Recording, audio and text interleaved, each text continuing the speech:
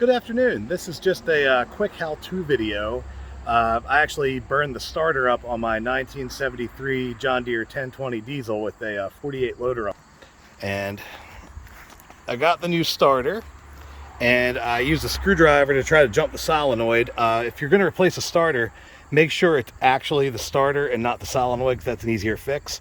But it is actually the starter. There was smoke coming out of the starter itself, and it needs to be replaced. Anyway, the position of the 48 loader is very much in the way of me getting the starter out of there, as you can see.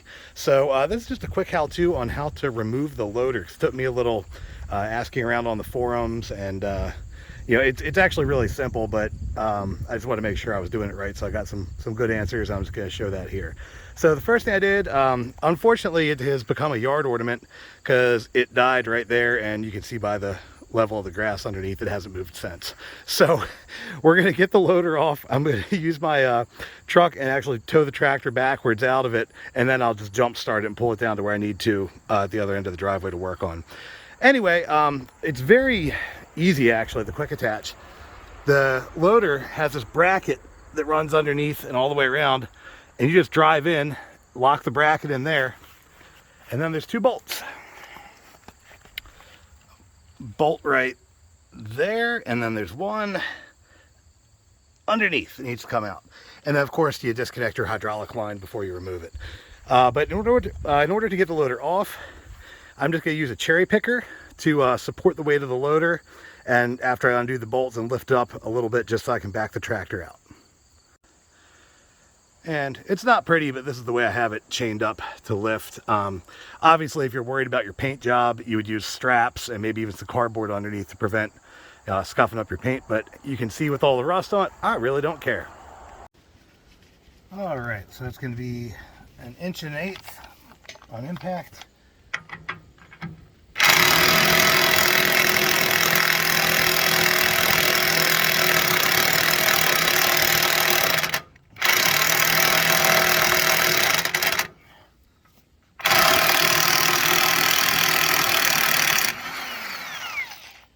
One.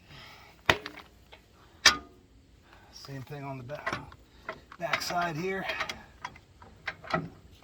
Now this thing hasn't been removed in probably 20 or 30 years, so a little frozen, but that's all right. Maybe not as frozen as I thought. All right, off to the other side.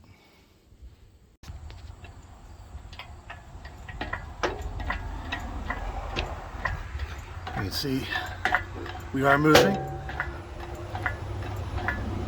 albeit slowly, but that's okay with me. There we go, busting loose. So it's just those 4 bolts holding it on, and we're going to pop the hydraulics off and see if we can't back this thing out of here. And pops one off, and these rings around here just pulled, and pops right off, quick disconnect. And one thing, people paying attention probably noticed this, but in my own stupidity, I forgot to have a muffler in the way. So I'm just going to have to set it down for a moment, no big deal, move the chain over to this side of it just to clear the smokestack. All right, so I've got this thing wired in front of the smokestack now. Have all my hydraulic hoses tucked out of the way, pulled the 400-pound weight box off the back, and ready to see if we can back her out.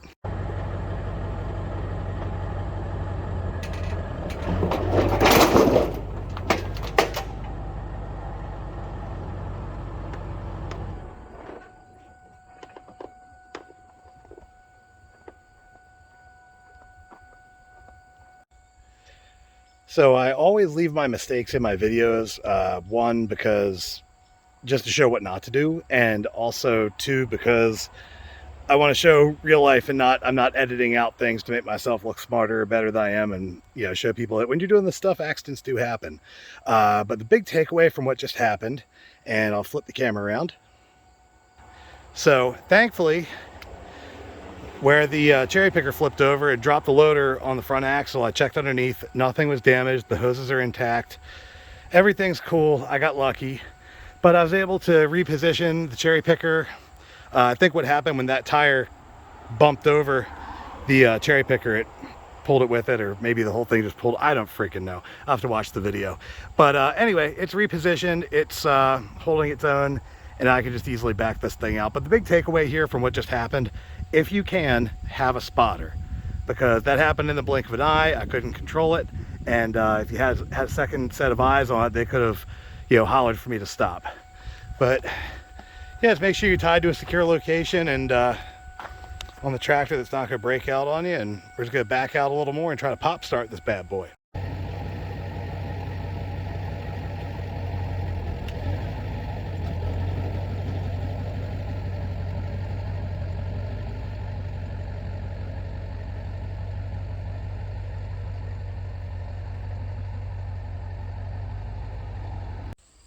And just to quickly show what it looks like without the loader on, you have these this bracket that bolts onto the frame, and it just rests in this cup, and your two bolts go in. That bar just sits in here. Same thing on the other side, but as you can see, everything's a lot more open, and it's going to be a lot easier to finish this project. All right, so that's it. I'm not going to do another video of putting it back together because it's the exact same way it came out. Just be mindful when you pull it out and put it back in. Just be parallel with your loader, just to not put things off balance, knock things side to side.